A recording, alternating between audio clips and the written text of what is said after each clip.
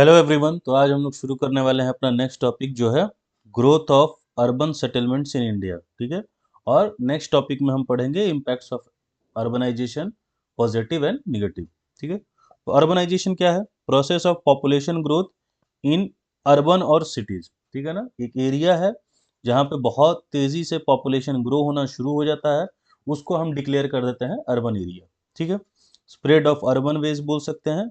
Process of demographic plus social dimensions में जो change आते हैं उस एरियाज को हम अर्बनाइजेशन कहने लगते हैं।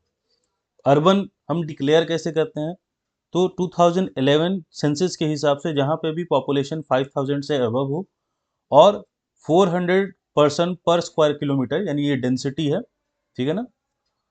ये डेंसिटी का मतलब भी आप लोगों को पता होगा। जैसे मान लीजिए ये एरिया है और एक ये एरिया है, यहाँ सेम ही एरिया है लेकिन यहाँ पे एक लोग रह रहे हैं, यहाँ पे दो लोग रह रहे हैं, तो इसकी डेंसिटी ज़्यादा है यहाँ पे, या फिर यहाँ पे चार लोग रह रहे हैं। तो आप अर्बन एरियाज को देखते ही होंगे, काफ़ी डेंसली पॉपुलेटेड रहते हैं। खाली एरियाज आपको दिखता नहीं होगा, दिखता भी होगा तो वो प्लेग्राउंड से या स्कूल के माध्यम से थोड़ा खाली एरियाज दिख जाता होगा, नहीं तो हर जगह आपको बड़ी बड़ी बिल्डिंग्स वगैरह यही सब दिखाई देते होंगे। अगर थोड़ी सी पुरानी बात करें तो क्या अर्बनाइजेशन कोई नया फिनोमेना है? तो ऐसा नहीं है। पहले के टाइम पे भी हमारे जो हड़प्पन रिलिक्स थे वहाँ पे भी हमने सिटीज़ देखी थी, उनके कैपिटल हुआ करते थे, है ना।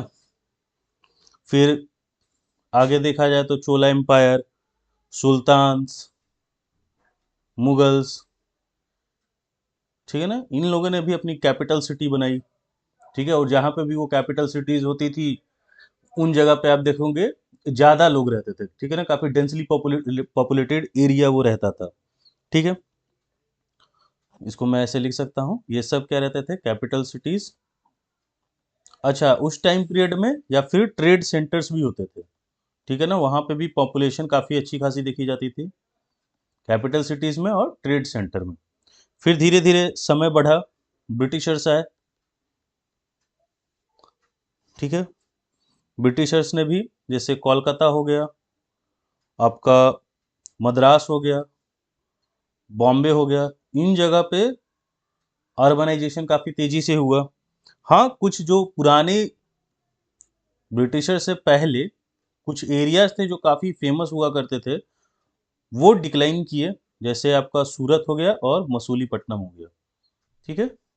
ये भी काफ़ी अच्छा एरिया माना जाता था, अर्बनाइज्ड एरिया माना जाता था, लेकिन ब्रिटिशर्स के टाइम पे देखा गया कि ये सब डिक्लाइन किए हैं, सूरत, मसूलीपट्टनम। लेकिन कोलकाता, मद्रास और बॉम्बे में अर्बनाइजेशन काफ़ी तेज़ी से बढ़ा और वो आज भी हमें देखने को मिलता है। आगे चलते हैं अब, अर्बन सेटलमेंट। ठीक है। अब इसमें ये छोटा सा कॉन्सेप्ट है, प्राइमरी सेटलमेंट और सेकेंडरी सेटलमेंट। ग्रेट ट्रेडिशन के बारे में पढ़ा है, तो यहाँ पे जो लोग होते हैं वो ग्रेट ट्रेडिशन को फॉलो करते हैं। ठीक है। यानी जो भी चीज़ें स्क्रिप्चर्स वगैरह में लिखी गई हैं और जो भी ग्रंथ वगैरह हैं उसमें जो चीज़ें लिखी गई हैं उन चीज़ों को फॉलो करते हैं। सेकेंडरी सेटलमेंट में क्या होता है, ये कहीं ना कहीं धीरे धीरे ओवर शेडो करता है जो लिटिल ट्रेडिशन है। पहले ये समझो, जैसे ऐसे समझो, एग्जाम्पल दे रहा हूँ। ये अर्बन एरिया है तो इसके आउटस्कर्ट्स यानी साइड एरियाज, यानी जो सेकेंडरी सेटलमेंट हो गए, उन जगह पे क्या होता है, जैसे आज इसे हम स्लम्स वगैरह बोल देते हैं, तो उन जगह पे क्या होता है, कुछ लोग आके रहते हैं, वो एरिया उतना पॉश इलाका नहीं रहता है, तो वहाँ पे क्या चीज़ें फॉलो हो रही होती हैं, लिटिल ट्रेडिशन की। ठीक है ना। लेकिन धीरे धीरे अर्बन एरियाज में वो भी क्या होने लगता है, ओवर शेडो होने लगता है, क्योंकि यहाँ पे भी जो लोग रह रहे हैं वो भी जो फॉलो करना शुरू करेंगे धीरे धीरे, अपने जो पुराने लिटिल ट्रेडिशन है उसको छोड़ना शुरू करेंगे और ग्रेट ट्रेडिशन वाली जो चीज़ें हैं उनको फॉलो करना शुरू करते हैं। ठीक है ना। ये थोड़ा जो होता है डिसइंटीग्रेटिव होता है, धीरे धीरे वो, इंटीग्रेट का मतलब होता है जुड़ना और डिसइंटीग्रेटिव का मतलब धीरे धीरे वो चीज़ें छूटते चली जाती हैं। ठीक है। चलिए आगे बढ़ते हैं। कैरेक्टरिस्टिक्स क्या है अर्बनाइजेशन के? Urban life lead to impersonal and formal relation, यानी पर्सनली आपका किसी से ज़्यादा रिलेशन नहीं रहता। और ये आप शहरों में देखते होंगे कि एक अपार्टमेंट के जो लोग हैं वो दूसरे अपार्टमेंट के लोग को ठीक से जानते भी नहीं है, कोई बातचीत भी नहीं है, बस रोज दिख जाते हैं, हाय हेलो हो जाता है, बस गुड मॉर्निंग गुड इवनिंग, खत्म। ठीक है। तो काफ़ी इम्पर्सनल रिलेशन रहता है या फॉर्मल रिलेशन रहता है। Distinction between social and personal life. ठीक है ना। पर्सनल और सोशल लाइफ में एक कहीं ना कहीं अंतर देखने को मिलता है, ठीक है। कॉम्पिटिटिव होता है, हॉस्टाइल होता है, इम्पेशेंस होता है। शहरों में आपको दिखता भी होगा कि बाइक्स के, ऑटोज के लाइन लगे हुए हैं, ट्रैफिक जाम हुआ हुआ है, सब इधर उधर भाग रहे हैं, ठीक है। तो ऐसा कुछ माहौल रहता है अर्बन एरियाज का। फैमिली फंक्शंस डिक्लाइन होते चले जाते हैं, ठीक है ना। गांव वगैरह में जो फैमिली फंक्शन होता था, बहुत सारी गैदरिंग होती थी। अब धीरे धीरे क्या आपको अर्बन एरियाज में क्या देखने को मिलता है कि छोटा सा बर्थडे है, 5-6 लोग हैं, वही लोग सेलिब्रेट कर लिए, हो गया। वो 500 लोग आएंगे, खाना पीना होगा, ये सब चीजें धीरे धीरे अर्बन एरियाज में आपको डिक्लाइन होते हुए दिखेंगी, ठीक है। या फिर जो अगर किड्स वगैरह भी हैं, अगर उनकी एज बढ़ गई है, क्योंकि सारे बच्चे तो बर्थडे केक काटेंगे नहीं, तो वो कहाँ चले जाते हैं, किसी होटल वगैरह चले गए, वहीं पे सारा अपने दोस्तों को बुला लिया, केक कटिंग कर लिया, खत्म। तो फैमिली फंक्शंस क्या हो रहे हैं, डिक्लाइन हो रहे हैं अर्बन एरियाज में। रैशनैलिटी रहता है, सेकुलरिज्म रहता है, ठीक है ना। मतलब बस में बैठे हुए हैं, कौन से कास्ट का है, कौन से रिलीजन का, इससे कोई मतलब नहीं है। सबका एक पिन पॉइंट है कि हाँ हमें इस लोकेशन पे उतरना है, बस। मेट्रोज में भी आप देखते हैं, सब लोग चढ़ रहे हैं, उतर रहे हैं, किसी को किसी से कोई मतलब नहीं है, सब अपने मोबाइल्स में लगे हुए हैं या कोई पॉडकास्ट सुन रहे हैं, जो भी। Increase specialization and division of love, division of labour. तो इसका मतलब क्या है कि जैसे गांव में क्या है, प्राइमरीली इंडिया के सेंस में हम पढ़ रहे हैं, तो एग्रीकल्चर ही ज्यादा, एग्रीकल्चर से रिलेटेड एक्टिविटीज ज्यादा होती हैं। बट शहरों में क्या है, अर्बनाइज जो एरिया है, वहां पे डिमांड किसका है, या तो इंडस्ट्रियल सेक्टर होगा, या तो सर्विस सेक्टर। और हमने पढ़ा भी है कि इंडस्ट्रियल डेवलपमेंट हमारे कंट्री में कोई ज़्यादा हुआ नहीं है, तो सर्विस सेक्टर। अब सर्विस सेक्टर की जितनी भी चीज़ें हैं, ठीक है, उसमें आपको क्या बनना पड़ता है, स्पेशलाइज्ड बनना पड़ता है। तो धीरे धीरे आप स्पेशलाइजेशन की तरफ जाते हैं। डिवीजन ऑफ लेबर रहता है, किसको किस तरीके का काम करना है। जैसे अधिकतर जगह पे आप रिसेप्शनिस्ट को देखेंगे तो वो फीमेल्स होंगी। 1 to 5 में जो टीचर्स होती हैं जनरली फीमेल दिखेंगी, है ना। तो क्या हो रहा है, डिवीजन ऑफ प्रॉपर जो लेबर है वो बना हुआ है। अच्छा, सर्विस सेक्टर हमारा ज़्यादा ग्रोथ किया है इंडिया में। सर्विस सेक्टर में क्योंकि चीज़ें भी बहुत सारी आ जाती हैं, ठीक है ना। और ये याद रखना है, जैसे जैसे पॉपुलेशन बढ़ेगा वैसे वैसे हमारा सर्विस सेक्टर और ग्रोथ करेगा, ठीक है ना। क्योंकि पॉपुलेशन से ही, जैसे ऐसे समझो, एक एग्जांपल दे देता हूँ जिससे आपको पता चल जाएगा सर्विस सेक्टर में क्या क्या आता है। बहुत सारी चीज़ें आती हैं। पहले अगर हम थोड़ा सा जाने सर्विस सेक्टर है क्या, तो ये हो गया आपका एग्रीकल्चर सेक्टर, ठीक है ना। रॉ मटेरियल को एक्सट्रैक्ट करना।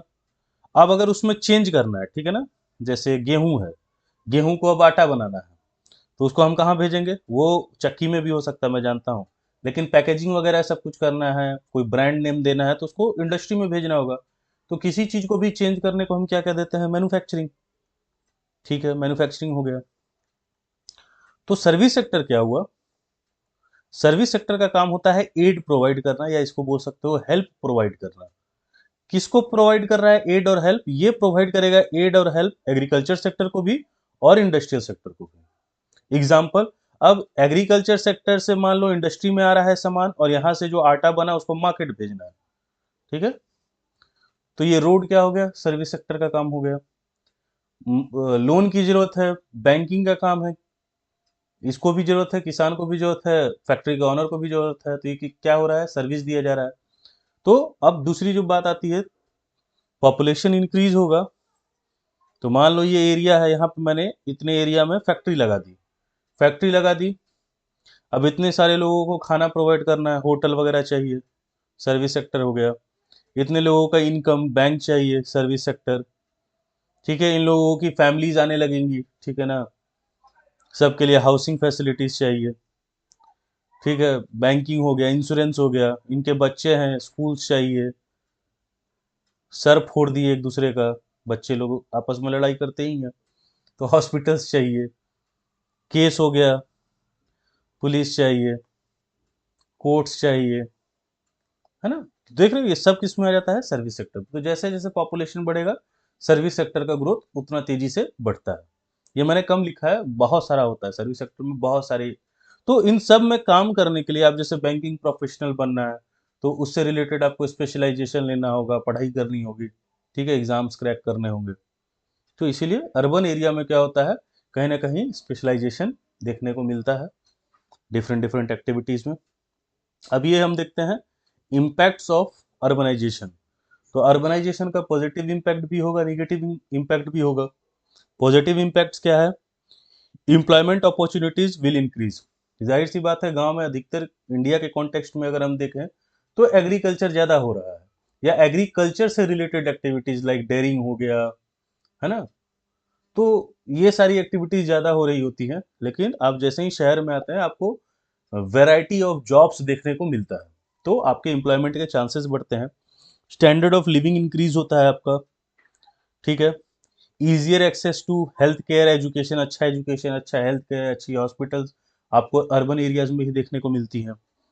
ट्रांसपोर्ट फैसिलिटीज़ काफ़ी ज़्यादा होती हैं, एक गली से दूसरे गली जाने के लिए भी आपको ट्रांसपोर्ट मिल जाता है गांव में, जबकि पैदल काफ़ी ज़्यादा चलना पड़ता है क्योंकि एक्सेस नहीं होता और बेनिफिट नहीं होता है, ठीक है ना। गांव में क्या है, सब लोग अपना काम कर रहे हैं, एग्रीकल्चर काम कर रहे हैं, अपने घर पे ही हैं, वो कभी कभी ही बाहर निकलते हैं, ठीक है। तो वैसे एरियाज में ट्रांसपोर्टेशन का इतना नीड नहीं होता है, लेकिन अर्बन एरियाज में क्या है, सबको सुबह निकलना है, कहीं ऑफिस जाना है, किसी को स्कूल जाना है, किसी को कहीं जाना है, ट्रांसपोर्टेशन की नीड है और काफ़ी ज़्यादा नीड है। तो इसीलिए ट्रांसपोर्ट फैसिलिटीज़ भी आपको अर्बन एरियाज में ज़्यादा देखने को मिलती है। सोशल इंटीग्रेशन होता है, ठीक है ना। ऑल्दो देखा जाए कि लोग तो ज़्यादा घुलना मिलना पसंद नहीं करते हैं, बट अर्बन एरियाज में इतनी वेराइटीज़ होती है, तो आपको बहुत सारे वेराइटीज़ को देखने को भी मिलता है और जानने को भी मिलता है और जुड़ने को भी मिलता है, ठीक है ना। उतनी वेराइटीज़ आपको रूरल एरियाज में नहीं मिलेंगी, ठीक है, या आप डेली नहीं देख पाएंगे।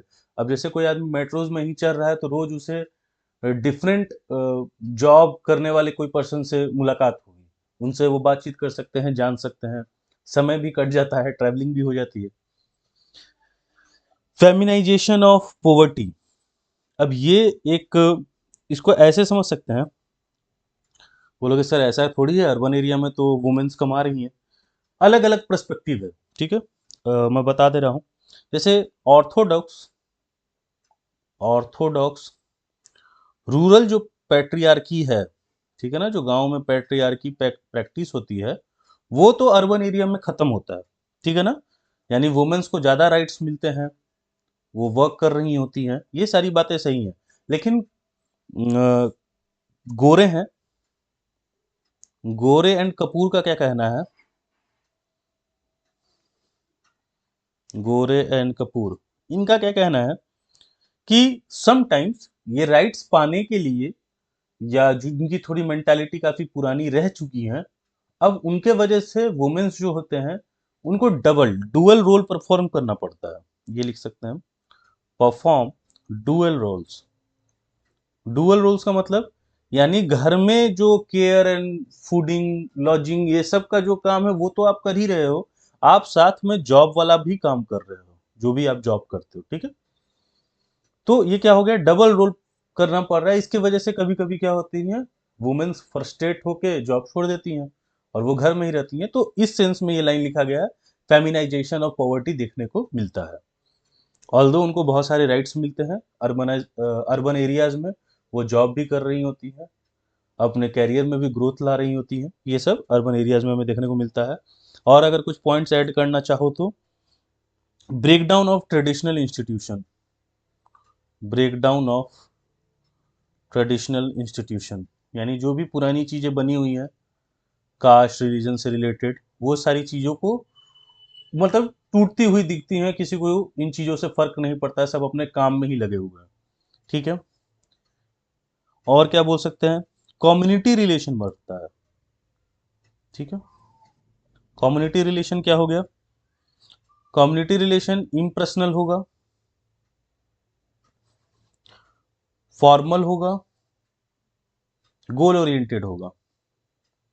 यानी आप शहरों में ये लाइन सुनते होंगे, काम से काम रखो, बाकी बाकी बात बाद में, क्या काम है वो काम करवाओ और निकलो, किसी के पास क्योंकि समय नहीं है। तो कम्युनिटी रिलेशन, जैसे मान लो, या फिर ये देखते भी होगे बहुत सारी कम्युनिटीज रहती हैं, वो अपार्टमेंट्स रहते हैं, डिफरेंट डिफरेंट फ्लैट्स रहते हैं, डिफरेंट कास्ट डिफरेंट रिलीजन के लोग रह रहे हैं, सब लोग जान रहे हैं कौन क्या काम करता है, जो काम पड़ा गए मिले, अपना काम करवाए और निकले। ये चीज शहरों में देखने को काफी ज्यादा मिलता है। नाइन्थ है ये तो मैंने बता दिया है, डिवीजन ऑफ लेबर और स्पेशलाइजेशन ऑफ वर्क शहरों में देखने को ज़्यादा मिलता है, और ख़ास तौर पे किस एरियाज़ में, industrial sector and service sector में। और कोई पॉइंट? काफ़ी है, 9 पॉइंट काफ़ी हो जाएंगे आपके लिए। एडवर्स इफेक्ट्स ऑफ अर्बनाइजेशन में देखते हैं, यानी निगेटिव इफेक्ट्स क्या है अर्बनाइजेशन के। ओवर अर्बनाइजेशन, ठीक है, हमने बोल तो दिया कि किसी भी अर्बन एरिया को हमें मतलब कहना है कि ये अर्बन एरिया है तो 5000 से ज़्यादा पॉपुलेशन होनी चाहिए। उस वजह से क्या हो जाता है, या अपॉर्चुनिटीज़ की वजह से क्या हो जाता है, लोग काफ़ी ज़्यादा आ जाते हैं उस अर्बन एरियाज़ में, ठीक है। अब उसके वजह से उन चीज़ों को मैनेज कर पाना काफ़ी प्रॉब्लमेटिक हो जाता है, जिसकी वजह से फिर स्लम्स बनते हैं, सैनिटेशन की प्रॉब्लम होती है। तो अगर मैं कहूँ कि अगर इस एरिया में 100 लोग रहें तो ठीक है, अर्बन भी कहलाएगा और ठीक ठाक सबका काम चलेगा। लेकिन इसी एरिया में 500 लोगों को ठूस दो तो काफ़ी क्राउडेड हो जाएगा, हमेशा आपको ट्रैफिक जाम मिलेगा, परेशानियां होंगी। अच्छा, इतने ज़्यादा लोग रह रहे हैं तो इनके द्वारा फैलाया हुआ जो पॉल्यूशन है वो भी इन्हीं को ही फेस करना पड़ेगा, ठीक है। तो सैनिटेशन की प्रॉब्लम हो जाती है, pollution and environment decay, air water loss of forest, ठीक है ना। अब ये जो अर्बन एरिया है इतने दूर का, अब इसके आसपास के भी जो एरिया होंगे उसको भी इसमें मिलाने की कोशिश की जाएगी, क्यों? क्योंकि ये क्राउडेड हो गया है। और फिर वही इन्वेस्टमेंट वाली बात कि इसके थोड़े से दूर में जो जमीन होगी, इस अर्बन एरिया को छोड़ के जस्ट इसके बगल में जो जमीनें होंगी वो सस्ती होंगी, उसको खरीद लेते हैं, उसको हम खरीद सकते हैं, वहां से आना जाना होगा, रेंट क्यों चुकाना है, ये सारे पॉइंट्स आने लगते हैं, ठीक है। तो उसके वजह से फॉरेस्ट कवर भी है उसका भी लॉस होता है। इकोनॉमिक चैलेंजेस, इनएडिक्वेट ट्रांसपोर्ट, तो बोलोगे सर अभी तो पॉजिटिव पॉइंट में पढ़े थे, ट्रांसपोर्ट है लेकिन फिर उसमें भी बहुत सारे कमियां आने लग जाती हैं। हो सकता है आपके लोकेशन का जो ट्रांसपोर्ट है वो ज़्यादा नहीं चल रहा हो, पैसे ज़्यादा चार्ज किए जा रहे हो, डिफरेंट चीज़ें आ जाती हैं। इनफॉर्मलाइजेशन ऑफ वर्कफोर्स, ठीक है ना, इतना कंपटीशन बढ़ा हुआ है अर्बन एरियाज में कि उससे इनफॉर्मलाइजेशन ऑफ वर्कफोर्स ज़्यादा होता है। इनफॉर्मल मतलब ऐसे समझो, इनफॉर्मल फॉर्मल सेक्टर तो आप समझते ही हैं, तो जो वर्कफोर्स है ना वो ज़्यादा इनफॉर्मल सेक्टर में भरे जा रहे हैं, ठीक है। और जाहिर सी बात है आप अपना काम अच्छे से नहीं करेंगे, आपको फायर कर दिया जाएगा, और आपसे भी सस्ते दाम पे काम करने के लिए कोई और तैयार है ना। और यही रेस आजकल चला हुआ भी काफी ज्यादा है, तो इस वजह से प्रॉब्लम्स तो होती हैं, क्योंकि जो फ्रेशर आया है उसको क्या चाहिए, फ्रेशर को चाहिए कि एक नौकरी मिल जाए। अब नौकरी के लिए ये बहुत जगह पे जाके ट्राई कर रहा है, इसे नौकरी ही नहीं मिल रही है। जब पहली बार इसे नौकरी मिलेगी, उस उस टाइम पीरियड के हिसाब से मान लो 20,000 इसको मिलना चाहिए, वो बोल रहे हैं कि नहीं हम तुमको 15 ही हजार देंगे, तो इसे तो फर्स्ट अपॉर्चुनिटी ही चाहिए ना। ये बोलेगा मैं 15 हजार पे भी सर काम करने को तैयार हूँ, आप मेरे को रख लो, रख लेंगे इसे। जब इसके पास एक्सपीरियंस आएगा ये भी इस जगह को छोड़ के कोई अच्छे प्लेस में चला जाएगा, तो ये हायर फायर वाला गेम चलते रहता है। वाटर सप्लाई पुअर हो जाता है, ठीक है। लिव इन सब स्टैंडर्ड हाउसेस, ठीक है ना, क्योंकि अर्बनाइजेशन में सबको रहना है, पॉपुलेशन ओवर क्राउडेड है। अब अच्छा मकान आपको मिल रहा है तो उसका प्राइस ज़्यादा है, आपकी अगर अर्निंग उतनी नहीं है तो आपको चाहिए ऐसा एरिया या ऐसा रूम जो थोड़ा अच्छा ना हो चलेगा, तो स्टैंडर्ड में थोड़ी कमी आ जाती है, ठीक है ना। सोशल कॉन्सिक्वेंसेस क्या है, क्राइम बढ़ रहा है, ठीक है। और क्राइम भी कैसा वाला क्राइम, व्हाइट कॉलर क्राइम, है ना, black money, money laundering, urban areas में ये सारे क्राइम होते हैं। थेफ्ट वगैरह भी होता है, लेकिन ये सब थोड़ा टेक्निकल टाइप के क्राइम्स होते हैं, ठीक है ना, पैसों को लेके काफी ज्यादा क्राइम्स होते हैं।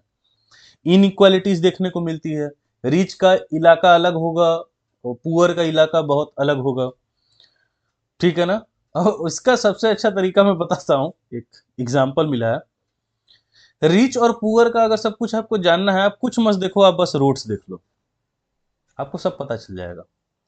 जिस एरिया का जितना बुरा हालत रोड का है, समझ लेना वो उस इलाके में मतलब लो लेवल के लोग रह रहे हैं।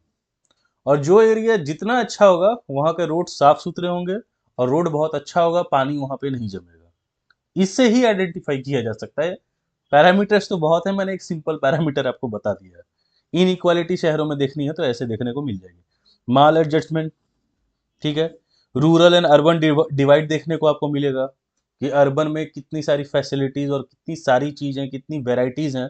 अर्बन में, सॉरी, रूरल में आपको वो देखने को नहीं मिलेगा। डाइवोर्सेस, ये तो प्राइम केस है, ठीक है। और देखो, डाइवोर्सेस का मैं बता रहा हूँ ना, अभी आपको ये शहरों में देखने को मिल रहा है, और ये बात मैंने किन्हीं पर्सन को मैंने 4 साल पहले ही बोला था कि ये घर घर का केस होगा डाइवोर्सेस वाला, और इसके बाद आप देखोगे ये गांव में भी पहुंचेगा, ठीक है। और अभी तो मैं वीडियो बना रहा हूँ 2026, 2-3 साल के अंदर आप देखोगे कि गांव में भी आपको वेरियस केसेस मिलेंगे जिसमें डाइवोर्सेस हो रहे हैं, ठीक है। सिटी राइट्स, ठीक है, दंगा फसाद भी अधिकतर आपको शहर वाले इलाके में भी देखने को मिलता है, ठीक है। अर्बन अनरेस्ट, किसी रीजन की वजह से सबसे पहले अर्बन एरियाज को ही बंद किया जाता है, रोका जाता है, ठीक है। आगे चलते हैं। अब कुछ बातें हैं अर्बन से रिलेटेड, कुछ लोगों ने कुछ कहा है, हमारे थिंकर्स ने कहा है, उनको भी थोड़ा जान लेते हैं। एज ऑफ नीड नहीं है, ठीक है। अब हमने एक कॉन्सेप्ट पढ़ा था कि सर न्यूक्लियर से फैमिली ज्वाइंट होती है, ज्वाइंट से न्यूक्लियर होती है, ये इंडियन कॉन्टेक्स्ट में बात सही है। लेकिन अर्बन एरियाज के हिसाब से देखें तो हम क्या बोलेंगे कि सर फैमिली क्या हो रही है, न्यूक्लियर हो रही है। आप अर्बन एरिया में देखेंगे कौन रह रहा है, बच्चे रह रहे हैं, उसके पेरेंट्स रह रहे हैं, ठीक है।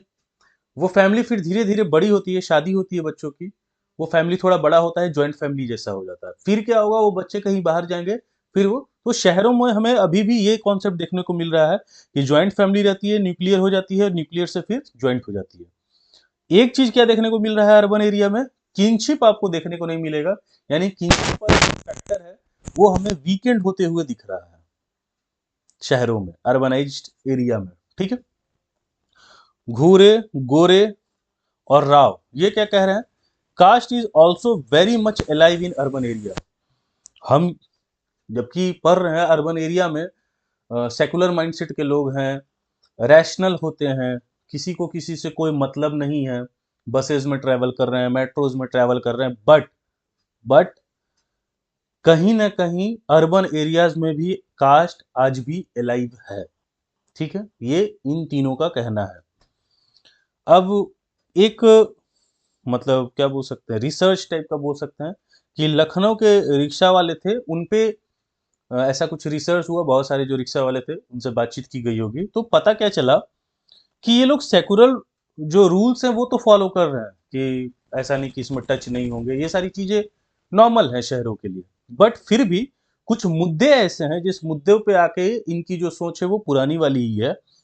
But it comes to personal, family matters, marriage, caste identity, तो यहाँ पे जो पहले से चला आ रहा है वही सिस्टम ये फॉलो करते हैं, ठीक है। यानी शादी की बात होगी तो कास्ट में ही होनी चाहिए, हमारे ही रिलीजन में होनी चाहिए, ठीक है ना। ये सारे जो नियम्स बने हुए हैं वो उनको ही फॉलो करेंगे। अदर, मतलब जैसे कि डिफरेंट कास्ट के द्वारा कुछ दिया गया और खा लेना, ये सब मामलों में ये सेकुलर है। बट ये 3-4 जो पॉइंट्स है, like family, family matters, personal या फैमिली मैटर्स, मैरिज और कास्ट रिलेटेड, इसमें जो भी पुराना चला आ रहा है ये उन्हीं को मानते हैं। इसीलिए कहीं ना कहीं घूरे, गोरे और राव भी बोल रहे हैं कि कास्ट वाली जो बात है वो सिटीज में आज भी अलाइव है, ऐसा नहीं है कि लोगों के दिमाग से हट चुका है, ठीक है। आगे चलते हैं। इवन और क्या देखा गया कि जो ट्रेड यूनियंस है कास्ट में, मतलब उनके राइट्स को बचाने के लिए, जैसे ट्रेड यूनियन क्या होता है, ये है फैक्ट्री, ये है फैक्ट्री, ये है वर्कर, लिख देता हूं, ये है वर्कर, ये है फैक्ट्री, बीच में कौन आते हैं, ट्रेड यूनियन। ये काम क्या करते हैं, कहीं ना कहीं वर्कर्स को उनके राइट्स नहीं मिल रहे हैं या कहीं ना कोई प्रॉब्लम हो रही है, ये डिमांड रखते हैं, तो ट्रेड यूनियन में कुछ लोग होते हैं वो जाके डिमांड रखते हैं कि वर्कर्स की ये प्रॉब्लम है उसको सॉल्व करो। यानी ये बीच में एक तरीके का मेडिटेटर का काम करते हैं कि चीजों को सुलझाएं, ठीक है। तो ये ऑनर से बात करते हैं और चीजों को सुलझाते हैं। लेकिन क्या देखा गया है कि अपने राइट्स बनवाने के लिए इसमें भी कास्टिज्म है। जैसे गुजरात बनिया सभा, क्षत्रिय महासभा गुजरात का, जातवा महासभा ऑफ आगरा यूपी का, तो अपने राइट्स कास्ट आइडेंटिटी को लेके इसके भी ट्रेड यूनियंस बने हुए शहरों में हमें दिखे हैं। तो यानी हम कह सकते हैं इन सभी पॉइंट से कि हाँ, कास्ट अभी भी अलाइव है, कहाँ, अर्बन एरियाज में। रैशनैलिटी को वो फॉलो कर रहे हैं, सेकुलरिज्म को फॉलो कर रहे हैं, बट तीन चार ऐसे मैटर्स हैं जिसमें जो भी पुरानी चीजें बनी हुई हैं लोग उन्हीं को फॉलो कर रहे हैं। आई होप आपको समझ में आया होगा। ठीक है, तो अरे ये छूट गया, मैं बना दे रहा हूँ। ठीक है, ऐसे मुस्कुराते रहें, अपना ख्याल रखें। ठीक है, हम फिर मिलते हैं कल शाम 7 बजे। बाय।